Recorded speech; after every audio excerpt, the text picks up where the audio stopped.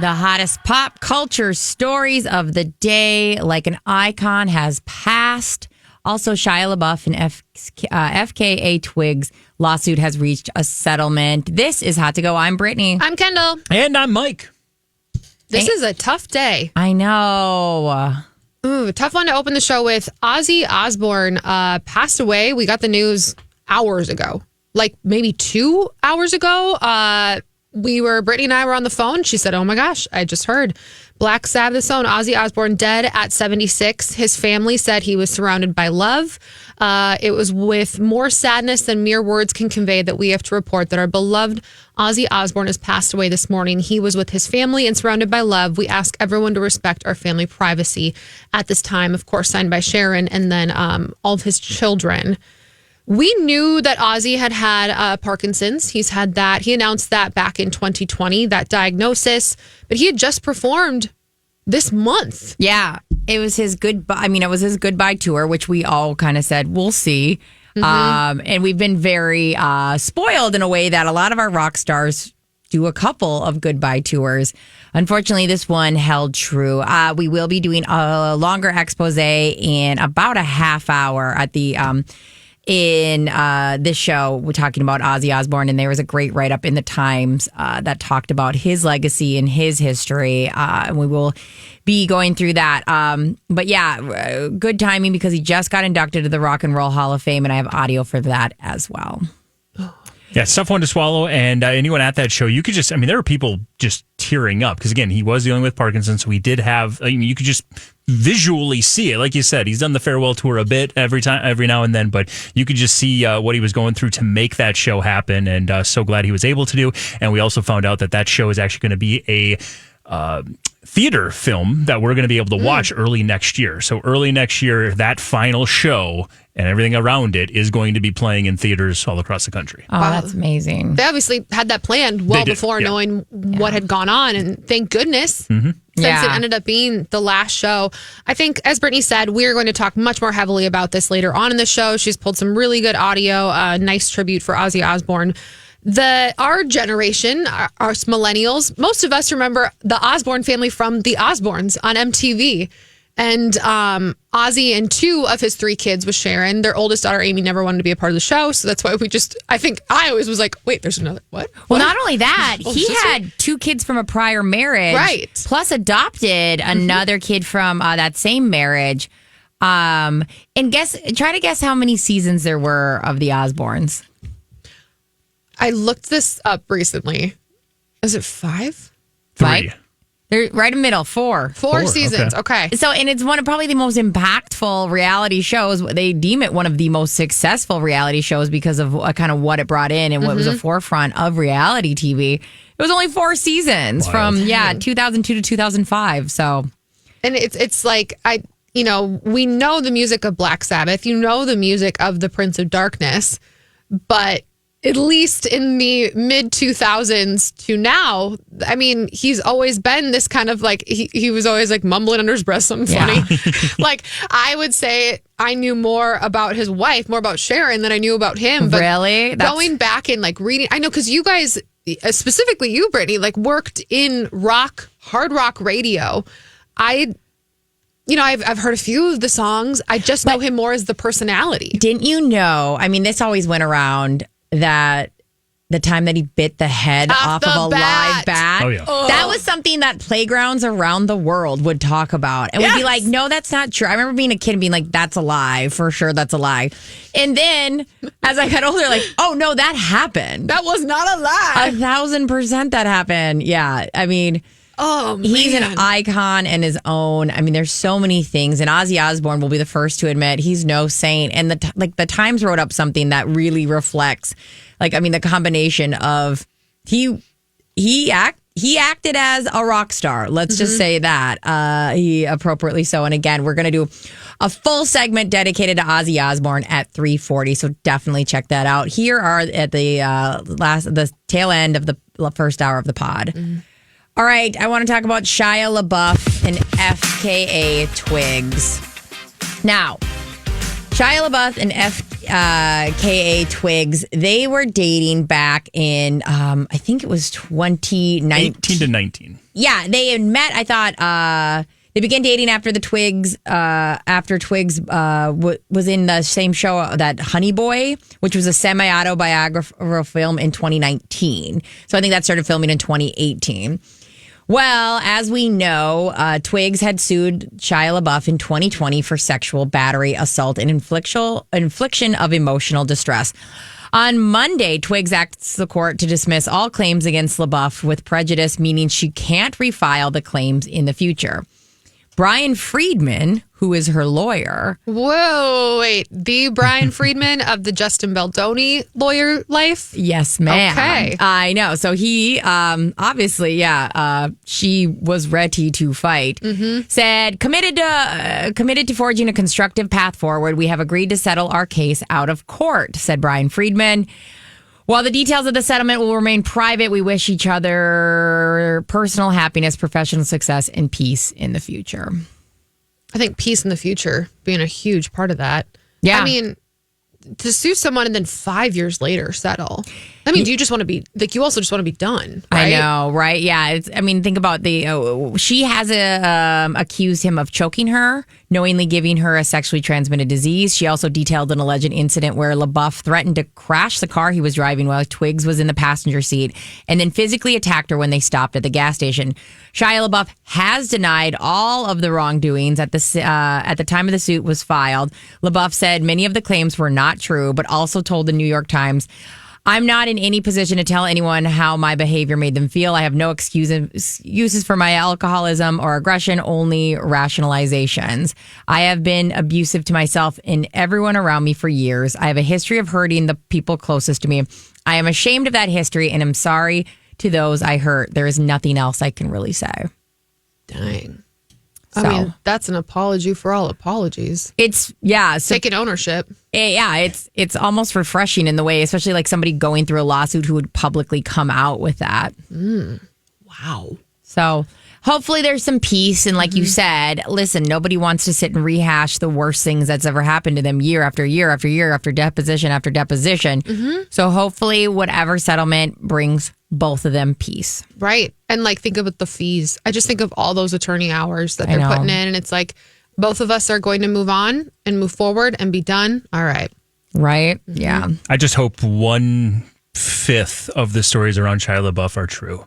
Because if any of what we hear about that time in his life is true, my goodness, I can never wish that man well. I get the apology and stuff, but this guy is some of the action, some of the things that he went through, some of the horrific things that took place on body cam footage and the things he put everyone in his life through. It's just, he's fought some things and hopefully he has truly gotten to the other side of it. And I saw Honey Boy. I've also read about his childhood. And again, this is not excusing it. He is absolutely a very flawed individual. He also had an awful, like you said, awful upbringing. Awful, with a very abusive father, people that did not care about him. When he was filming Even Stevens, I mean, it was literally treated like we live out of a hotel and you are our cash card. And again, does not excuse anything he's going through at all. But I do hope that accountability piece makes me go, wow, I hope he is on a journey himself still. Like, I hope that's not like, let's stop because this person dropped a lawsuit. Yeah. There's a lot of growth that still needs to happen. Abso-freaking-lutely, Mike. Yep.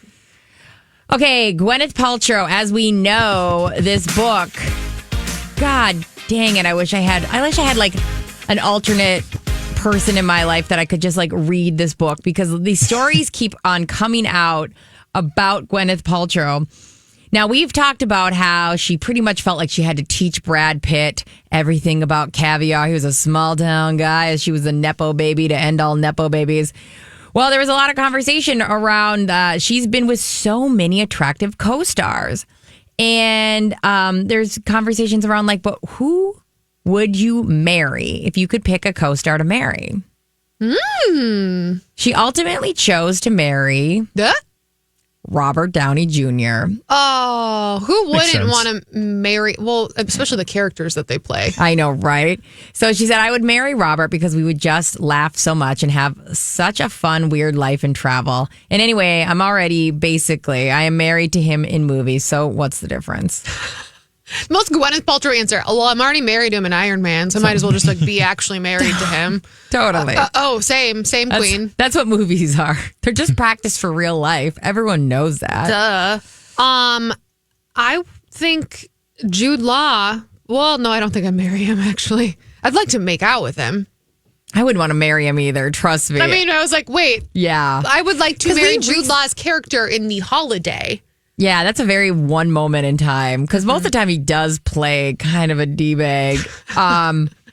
So yeah, I think I'd also pick Robert Downey Jr. Oh, I'm trying to think of all of her co-stars. They only name a couple in this article. Definitely wouldn't be Brad Pitt. Well, Timothy Chalamet is the other name that came up because the two of them had reportedly a ton of sex in their upcoming movie, Marty Supreme. Oh, dang. So that name popped up right away, and she wouldn't elect to say out of Jude Law and Timmy who she'd kill and who she'd, have a fun night with. Yeah. To finish that game. So I don't know. It's not a bad. I'm looking at a lot of them. That's not a bad choice. Oh gosh, Shakespeare in Love. Why can't I think of who was in that with her? Wasn't that? Joseph Fiennes. Joseph Fiennes. Yep. He was I think it'd be easy. I would have to kill Timothy because he's just young. You know what I mean? Like, it just feels right It just feels right to kill him. have absolutely insane, amazing sex with Jude Law and marry Robert Downey Jr. How old do you think Timothy Chalamet is? 32? Well, he's 30. Yeah. Jack Black is also an option. That would be that. the Mary. best. That's a Mary. Mary. Honest to God. Marry that man. He's Shallow Hal. He's always fun, and he just keeps doing more fun stuff. Yeah, I would marry. That's who I would marry. Yeah. Yeah, that you'd be crazy not to marry him. Wife him up. Wife him up. Wife him up. Wife him up. Gwyneth Paltrow, the things coming out of just the things that are in the book, I know. like, we have to at least audio this. Is she going to, I wonder if she's narrating her own audiobook. I don't know, but I'm listening to Cher's audiobook right now. Oh, it's giving life. It's everything. It's her. It's so good. Is it so good? It's so good. And I got it on the Libby app finally. I've been waiting for like 3 years. It was the best day. I got a message. Hey, your audiobook by Cher, read by Cher, is available. And I said, Brittany's Libby app is something, it's a thing of its own. It's its own beast. Every day this girl looks at me and she goes, I got this book. I'm like, oh, what is it? She's like, I don't know. I put it in my Libby app like 6 years ago. I don't remember. I remember. It's not my responsibility. She better do her own narrating because did you know she narrates a bunch of kids' books? Which is crazy. At the beginning of this book, she's like, hey, just a heads up. I have dyslexia. What? I was like, I'm talking about Gwyneth. Sorry. I was back to Gwyneth. I thought you were talking about Cher. No, we were going back to Gwyneth Paltrow. Sorry. Because this whole started with talking about whether or not she's going to narrate on her book. She I was did like, Brown Bear, what do you see? I hate that book. Polar Bear, what do you see? Panda Bear, what? She narrated all of them. she's got a good voice. Gwyneth Paltrow does have a good voice. Yeah. And like, I get it. People love those books. I just hate them. I think it just, there's no plot. So you just find yourself. I keep thinking of Cher, like, good night, construction site. The excavator lowers his load. That little caterpillar was very hungry indeed. Very hungry, ate through a lollipop. A sausage. How do you say sausage like Cher? Sausage. Sausage. You don't. Oh, God. Oh, let me save us from ourselves. Thank you. Okay, envision this, you guys. You are about to board a Delta flight. You're American Airlines. You're getting there. You're in the jet bridge. And all of a sudden you go, these two people look vaguely familiar. Oh, wait. It's Angelina Jolie and Selma Hayek. No joke. They were doing, people were doing a double take because they were on a flight to Mexico City last week. They were just chatting in the jet bridge. There's TikTok videos of it. I guess people asked for their photos and they both were like, no, very politely declined. Yeah, I think that's appropriate. Right. But in the concourse, they had taken photos with people when they were eating and chatting. And of course, everyone in the comments are like, how do you two really famous people, Angelina Jolie and Selma Hayek, not have private jets to bring you everywhere? And I go, people, what do you want? What do you want? 1 minute, we're like, most people are always going, oh, how come celebrities? They always think that they're too good for us. They're wasting all this money and all these precious resources. Carbon footprint. And then they go and fly with the rest of us and we act a fool. I know, because they're Y'all. just filming them and like it's so gross. So like, I get it. You'd want this. Duh. But like, it's just kind of like, Guys, all act right, normal. let them on the plane. Be cool. Be cool, be casual. They're never going to do this again if you can't just act normal. Also, like, I love the idea of, like, do you understand a private jet isn't like double a ticket, isn't like triple a ticket. The price you pay to have a private jet will never make sense financially. So think about this. And I know they're not like out there saving money, but as somebody who likes the idea of them just saving $10,000 that month Right. because they took a normal plane ride, it's kind of a nice thought. Selma Hayek is married to the 50th richest human being on the planet. Yeah. This is all publicity. Come on now. I know that. This is all PR. I know, but look why- how regular we are. But Look how normal we are. But I do think we should reward it, even if it's not an altruistic motive. I still think we go, great, be Great. cool. Let them ride the plane. $34 billion with a B. Okay, but she just wants to be like us. She wants to talk to her bestie in line. She wants her first class seat. She wants those Biscoff cookies. She wants them points, I think you baby. can get some from the guy who runs Keurig. I watched this TikTok of this girl who dates a Delta pilot, and he came home and he's like, "Who's your daddy?" And he like just had all these Biscoff cookies. This one too. It's And I so was like, good. "You're my daddy. I don't even care about that you're a pilot, but like, oh, I love those Biscoff cookies." When my mom was a flight attendant for Northwest and then Delta, she would come home with Biscoff cookies. She's my daddy. Yeah. And she would come home with like candy from Japan. Yeah, Before I you could just still- like get it at Walmart, it was exotic. I want that Biscoff cookie endless fountain. I want those all the time. Maybe that's all they want to. I know. They are just like us. They Angelina are. Jolie just settled a really big lawsuit. She broke. She's so broke. I can't even like say that with a straight face. I also go, it doesn't matter, Mike. It's like if this shows them that they get publicity, maybe we save the next, what is his name? Poppy? What's the one I wanted dead because he grew up? The penguin? Pesto? Pesto the penguin? Oh. Yeah, maybe Yeah. I'll save the next pesto. I'm just saying. And by the way, Angelina Jolie's coat is 10 out of 10. I know, I really want one. It's so pretty. It's kind of like a very loungy overcoat. Kind of looks like a combination of a robe and a coat. Had a baby. Like It's if I wore cream. this, people would be like, Nobody would say anything. she's wearing pajamas, right? We've seen you casual it up. But Angelina Jolie, fresh. Okay, Lindsay Lohan had a rare moment of commenting on this public downfall. Now, we know that Lindsay Lohan had seen some rough days and things are going pretty well for Lindsay. But one thing she does not talk about very often is when things weren't going really well. She's doing interviews for, was it Freakier Friday? Either way, Freaky Friday 2, the freakiest Freakier of, Friday. Yep. the freakiest of Fridays. And she was talking about how at a time where she faced so much widely publicized struggles, including, of course, her multiple arrests for DUI, theft, and cocaine possession, that she was so thankful for Jamie Lee Curtis. She said, Jamie was with me at a time in my life when I was going through a lot publicly. She was privately really there for me, and I can trust her. And she talked about having safe people in her life, and that she feels very safe with her, and she feels safe with saying things. Jamie chimed in after. Lindsay and I have been each other's lives since we made that movie. That is first and foremost. It's probably like why. I mean, Lindsay needs this movie more than Jamie Lee Curtis, but I do have this weird feeling it's why Jamie Lee Curtis said yes to it. Like, I'm not saying it's 100%. Because she loves Lindsay. But she loves Lindsay, and this is good for Lindsay.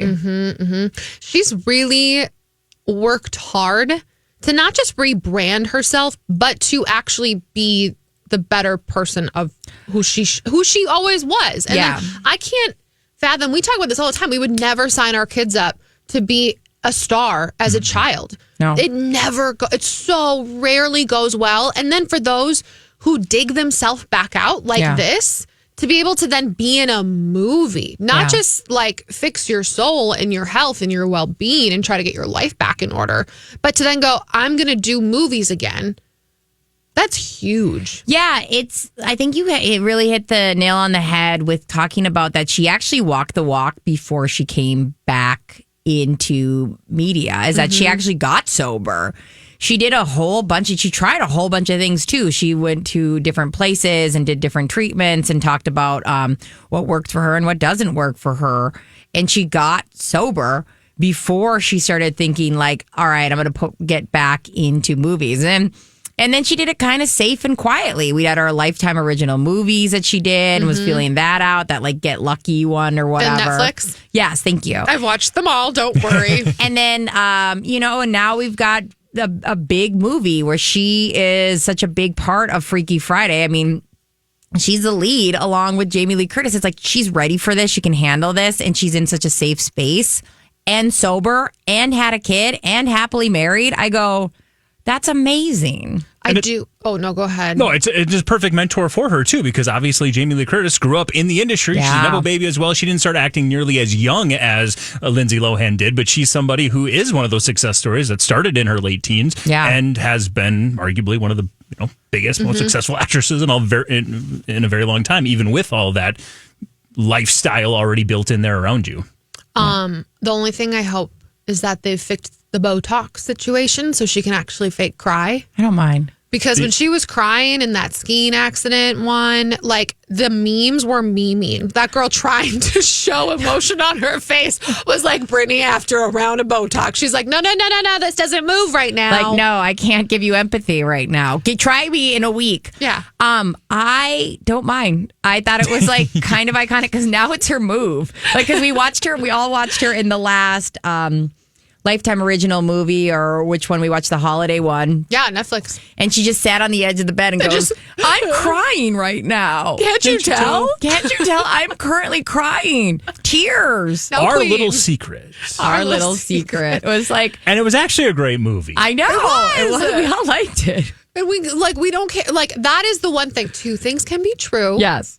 I am very proud of Lindsay, and I love that she is like the healthy, wealthy, better version of herself, who she deserves to be. Go queen. But don't lie to me. Do not tell me it's because you've been getting facials and drinking water. No, you've got your face sewn up. There's a facelift in there. There's a full facelift in there. There's also the glow. No. That's not natural. Again, and like I like it. I like it in the way that I'm like, I don't know, you look great. Also, sometimes like Kendall said, right after I get all numbed up from the knees up, I have to go, I'm really upset right now, or I'm really angry right now.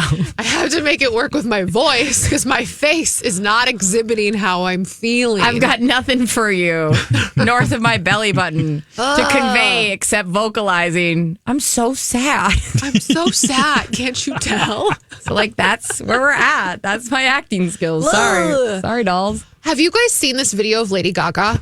Yes. No. Oh, poor Gaga. So she was in Vegas over the weekend. She's, of course, on her Mayhem Ball tour, and she fell. And I don't mean like a little, like she bit it hard. There was clearly something slippery on the floor because the cameraman that was ahead of her recording it for the big screen slipped a little bit, but a security guard grabbed him. She handles it so casually. She grabs the camera and kind of points at herself like it was all on purpose. But behind the scenes, someone else is filming it. And she trips a little bit, recovers, and then boom, bites it so hard. Oh. If you didn't see it, though, our queen, she didn't say a thing. She kept singing. She hit the high notes. She doesn't care at all. I do wonder, is this Biff number 3? Are we done now? Because we had Katie and the Butterfly. Yes, we had Beyonce with 16 Carriages. Is this the third one? And are we done? Or are divas safe? Yeah, because I haven't been leaving the house because I really put myself in that group. The Queen Diva group? Oh, God. No, Go you're fix right. your face. You're right. This is the third. We are declaring this the third. We need it to be. Please. For the safety of all the only things we value in life. Including Britney. Thank you. We gotta keep Britney safe too. I'm crying. Oh, thank you so much for hanging out with us. Like, comment, subscribe, all the things. We'd love if you shared it with one of your BFFs because you're one of our BFFs.